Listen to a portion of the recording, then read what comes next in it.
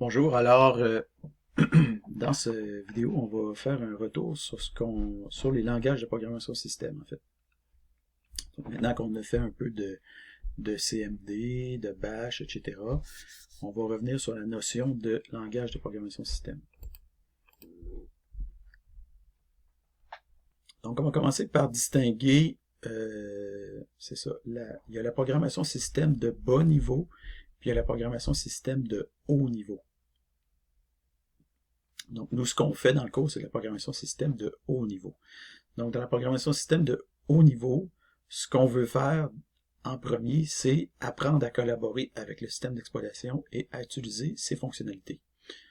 Ça veut dire quoi? Ça veut dire, dans un premier temps, retourner un exit code approprié, utiliser proprement les canaux d'entrée-sortie standard, STDIN, STDOUT, STDR, interpréter correctement et utiliser à bon escient les arguments reçus par le programme, accéder aux variables d'environnement, lire et écrire dans des fichiers, appeler d'autres programmes, ou des fois loger des appels système, par exemple faire directement appel à certaines fonctionnalités du système d'exploitation.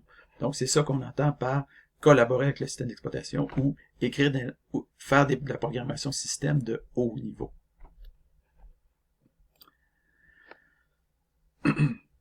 Donc, pour ce qui est de la programmation système de haut niveau, ou la programmation système en général, on peut diviser les langages de programmation en 4 catégories, selon la facilité avec laquelle ils permettent d'utiliser les fonctionnalités du système d'exploitation.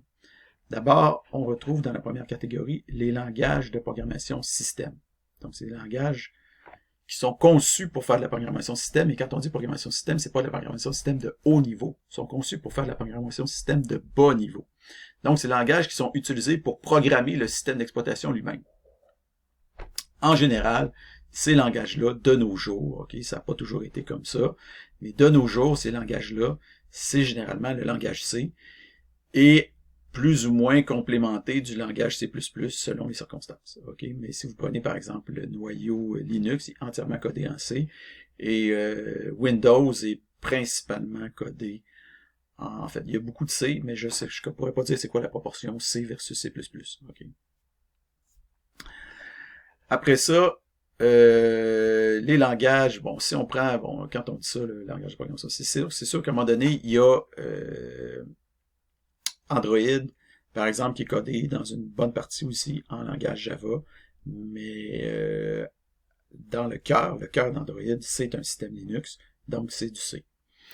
Donc, des fois, les couches supérieures peuvent être codées dans un autre langage, par exemple C++ ou Java ou C#, mais souvent le noyau, le cœur du système d'exploitation, est codé en langage C.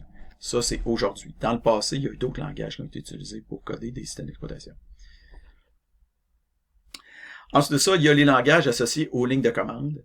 Donc, ça, c'est les langages qui sont utilisés avec les lignes de commande. C'est ce qu'on a fait jusqu'à maintenant depuis le début du cours. On a fait du Bash, du CMD et du PowerShell. Ensuite de ça, il existe ce qu'on appelle des langages de script généraux, qu'on appelle aussi glue languages, ou les langages, disons, de rapiessage, ou pour coller ensemble différentes choses. Donc, ces langages-là possèdent généralement une interface REPL. C'est des langages interprétés. Et parmi ceux-ci, les principaux, c'est par exemple le Perl et le Python, etc. On pourrait, d'une certaine façon, mettre le PowerShell dans cette catégorie-là, parce que, d'une certaine façon, il se retrouve à chevaucher ces deux catégories-là. Okay, on va voir un peu pourquoi on peut le mettre dans les deux catégories dans les prochaines diapos. Mais c'est un langage de ligne de commande qui vient avec Windows, mais disons qu'il est tellement puissant qu'on peut le mettre aussi dans la catégorie de langage de script généraux, d'autant plus que maintenant, PowerShell a un PowerShell.net Core est rendu disponible dans d'autres systèmes d'exploitation, pas juste Windows. Finalement, on a les langages de programmation générale, les langages de programmation généraux, qui sont pas destinés à faire de la programmation système, comme par exemple le Java ou le C#.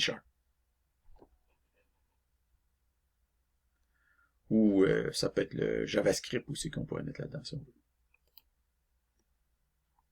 Donc les langages de programmation système, là on va les passer un tour de rôle pour apporter un peu plus de nuances par rapport à ces différents types de catégories. Donc, le langage de programmation système comme le C ou le C++, c'est des experts dans la programmation des systèmes d'exploitation. Okay? Des pilotes de périphériques, ce qu'on appelle les drivers, et des systèmes embarqués, les embedded systems, par exemple, dans des automobiles ou des radios, ou n'importe quoi. Okay? Donc, cette expertise-là, il y a un coût, évidemment, à cette expertise-là, et je dirais que ce coût, principalement, se résume en un mot, programmabilité. Okay? Donc, ces langages-là ne cherchent pas à optimiser votre expérience de programmeur, ils ne cherchent pas non plus à limiter vos erreurs. Ils cherchent plutôt à maximiser l'efficience d'utilisation du hardware. Conséquemment, quand on dit maximiser, là, c'est sûr que c'est à prendre avec une pincette, parce que si vous voulez maximiser entièrement votre hardware, vous allez utiliser le langage d'assemblage. Okay? Mais disons que si on veut se hisser au niveau un peu plus au niveau du langage, en haut du langage d'assemblage, on tombe dans le langage C. Donc, conséquemment, ces langages-là sont rapides d'exécution, mais sont très exigeants en termes d'autodiscipline de programmation, notamment pour gérer la mémoire. Et le C++, c'est probablement le langage le plus complexe et le plus compliqué qui existe sur la planète. Okay? Donc, sincèrement, c'est un investissement, je veux dire, ça vous prend peut-être 3, 4, 5 ans avant de devenir, disons, un pas pire en C++. OK? Donc, moi, perso, quand C++ est sorti, dans les années, milieu des années 80, j'ai embarqué dans le C++, surtout qu'à ce moment-là, il n'y avait pas vraiment de langage objet. L'objet était nouveau et le C++ était le seul, disons, le principal langage qui permettait de faire de l'orienté objet. Donc, moi, j'ai embarqué dans C++, années 90, mais je peux dire que bon, à un moment donné, j'ai laissé un peu tomber la programmation, j'ai fait d'autres choses, puis quand je suis revenu à la programmation, le C++ avait beaucoup changé, puis il y a d'autres langages qui sont sortis entre-temps, dont le Java et le C#. Puis quand je suis retourné dans le C++, j'ai dit, mon Dieu, pourquoi c'est si compliqué? Donc, sincèrement, je peux en faire du C++, mais je trouve pas que ça... je trouve ça horrible comme langage, mais bon, c'est mon point de vue. Faut pas que j'en... Pourtant, j'adorais ça des années 90, mais bon, c'est comme ça, c'est la vie. Donc, langage de ligne de commande. Donc, langage de ligne de commande comme le Bash ou CMD, c'est des experts de la programmation système de haut niveau. Okay? Donc, ils peuvent pas, c'est difficile pour eux de faire des appels système direct, mais sinon, pour ce qui est du reste, des trucs qu'on a mentionnés ici, là, dans les 7 points mentionnés, le seul chose qu'ils peuvent pas faire, c'est le point numéro 7 ici. Mais pour ce qui est du reste, c'est des experts dans ce genre de choses de programmation système de haut niveau. Donc, c'est ce qu'on a tenté d'illustrer dans la première partie du cours qui était consacrée à ces langages-là. Donc, ces langages-là, encore une fois, cette expertise-là se fait au détriment de la programmabilité, encore une fois. Donc, ces langages-là, bien qu'ils possèdent toutes sortes d'attributs nécessaires pour programmer, incluant des conditionnels, des boucles, des fonctions, c'est pas fait pour coder des programmes longs et complexes. Donc, moi, je vous dirais que dépasser environ 100 lignes de code, vous feriez mieux d'utiliser un autre langage. Donc, exception notable, PowerShell, qui est une espèce de langage un peu plus sophistiqué. Un autre problème de ces langages-là, c'est la rapidité. Donc, ces langages-là sont foncièrement lents en termes de vitesse d'exécution. Est-ce que ça permet d'exécuter des choses? Bien entendu, et ça fait la job, c'est parfait. Et la plupart du temps, on n'a pas besoin que ça soit rapide, ce qu'on veut faire. Mais, c'est sûr que si à un moment donné, vous voulez faire des choses peut-être plus rapides dans certaines circonstances, ben, ces langages-là sont foncièrement lents.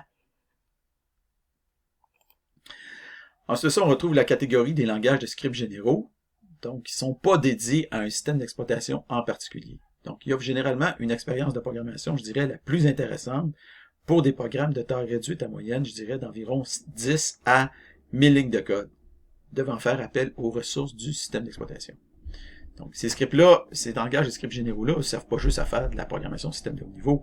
Ils peuvent faire générer des pages web, tout ce que vous pouvez imaginer. Puis bon, le Python peut faire encore plus de choses. Ou si vous prenez, etc. Mais si vous voulez faire de la programmation système de haut niveau, bon, ça fait la job très bien. Okay? Donc, moi, je vous dirais que pour faire des programmes de taille réduite, comme mentionné ici, de 10 à environ 1000 lignes de code, c'est le premier choix.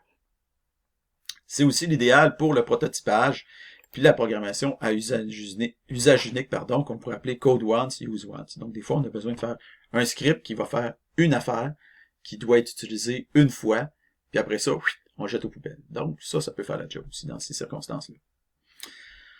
Donc, ce sont généralement des langages qui sont conviviaux, y compris pour des non-professionnels de la programmation, comme par exemple le Python, le Ruby, le Lua, le Groovy, etc. L'exception notable, c'est Perl, qui, on pourrait dire, qui est notoirement incompréhensible un mois plus tard. Okay. Ces langages-là sont typés dynamiquement. Finalement, on retrouve les langages de programmation générale. Donc, comme le C# ou le Java, ces langages-là sont conçus pour des professionnels de la programmation et pour écrire des programmes complexes de haut niveau. On veut parler, entre autres, principalement d'informatique de gestion ou autre. Idéalement, de 100 lignes de code ou plus. Et donc, évidemment, vous avez appris à faire du C# sur des programmes plus petits que 100 lignes, mais on s'entend que dans la vie de tous les jours, si je dirais que si vous connaissez mettons que vous connaissez plusieurs langages de programmation, puis que vous êtes aussi bon en Python que en C#, mettons, puis vous avez quelque chose à faire de à peu près 30 lignes de code, ben moi je vous dirais faites-le pas en C#, faites-le en Python. OK. Parce que C#, c'est ça. Mais ça dépend. Si ça doit être vite, ben faites-le en C#. OK. Donc ça va dépendre aussi de ce que vous voulez faire. Mais je dirais que le C#, le Java commence à payer à partir de 100 lignes de code et plus. Là. On se rend compte que sans ces langages-là, je veux dire, c'est ça. Ça commence à être payant à 100 lignes de code et plus. Ces langages-là sont très rapides à l'exécution. Très, très rapides par rapport à tous les autres langages, sauf les langages de programmation de système comme le C et le C++. Donc, sont environ 2 fois plus lents que le C et le C++, mais sont peut-être de 10 à 100 fois plus rapides que les langages de scripts généraux. Aussi, ces langages-là sont robustes et sécuritaires, donc la mémoire est généralement gérée automatiquement. On veut dire qu'il y a un garbage collection qui est de la partie. Aussi, on utilise généralement un typage fort et statique, donc ce sont des langages compilés. Donc, en résumé, pour faire de la programmation système de haut niveau, la meilleure chose, disons pour des petits programmes, c'est des langages de ligne de commande, comme CMD, Bash, PowerShell, des langages de scripts généraux, c'est un autre excellent choix, et pour ce qui est des langages de programmation système ou des langages de programmation généraux, je dirais que c'est pas mal le pire des choix. En ce qui concerne la convivialité, ben, les langages de scripts généraux, c'est pas mal ce qu'il y a de plus convivial. Les langages de programmation généraux sont aussi assez conviviaux. Les autres viennent après. Et finalement, pour ce qui est de la sécurité, de la scalabilité et de la maintenabilité, c'est les langages de programmation généraux qui ont le haut du pavé, comme le C#, le Java. Ensuite de ça, les langages de programmation système. Ensuite, les langages de scripts généraux. Et finalement, les langages de ligne de commande. Donc, mes conseils, pour ce qui est de la programmation générale, parce qu'il y en a des fois qui disent « Wow, le C, le C++, ça va vite, c'est génial. » C'est pas génial du tout. Okay. Donc, moi, je vous dirais, utilisez pas, par pitié, le C ou le C++ pour gagner de la vitesse d'exécution, sauf pour faire de la programmation système hardcore. Là, je dis hardcode. Hardcore. Okay. Donc, le C++ a été conçu à l'origine comme un langage de programmation général. Okay. Donc, il était à cheval entre les langages de programmation généraux et le langage de programmation système, à l'origine. Okay. Mais sincèrement, depuis ce temps-là, je vous dirais que la complexité qui a été rajoutée dans le langage C++ n'en vaut absolument pas la peine pour cet usage-là. Donc, le temps que vous allez gagner en vitesse, environ 2 fois plus rapide, vous allez le perdre en vitesse de développement, environ 2 fois plus lent. Hein? Donc, est-ce que ça vaut mieux prendre 3 mois pour coder un projet ou prendre 6 mois pour coder un projet qui est 2 fois plus vite, qui roule 2 fois plus vite? Donc, je pense que, en général, dans 99,9% des cas, ben, vous prenez 3 mois avec un code qui est 2 fois plus lent. Hein? Donc, pour ce qui est de la programmation système de haut niveau, donc, idéalement, n'utilisez pas un langage de programmation générale pour faire de la gestion de tâches d'un système d'exploitation. Donc, vous vous compliquez la vie inutilement. Apprenez à utiliser un langage de script. Quand on dit langage de script, ça peut être un langage de script de la ligne de commande ou un langage de script général comme le Python. Donc, si jamais vous êtes un expert en Bash ou en PowerShell, allez-y, utilisez ces langages de commande-là. CMD, si vous y êtes obligé seulement, parce que CMD est quand même un peu moins bon que Bash ou PowerShell. Mais pour un codeur occasionnel de script système, ce qui est probablement généralement votre cas, apprendre Bash ou PowerShell, ça me semble un investissement qui est non rentable quand vous pouvez faire le travail en Python, en Ruby ou en Lua, par exemple, qui sont des langages d'usage plus généraux, surtout Python. Autrement dit, le mieux, c'est d'apprendre le C# pour faire de la programmation générale, de la programmation de langage de gestion, et d'apprendre le Python pour faire de la programmation système et faire un paquet d'autres choses. Hein? Il y en a qui vont dire le mieux c'est d'apprendre juste du Python, mais je suis pas encore convaincu de ça. Hein? Mais bon, c'est sûr que le Python a une bonne traction ces temps-ci. Évidemment, il y a aussi, si vous faites du web, ben, vous n'avez pas le choix, il faut prendre JavaScript. Donc, JavaScript, C#, Python. Puis, ben, C#, ça peut être Java. Donc, C# ou Java, JavaScript, Python. Avec ça, vous pouvez vous débrouiller pour faire pas mal d'affaires. Alors voilà,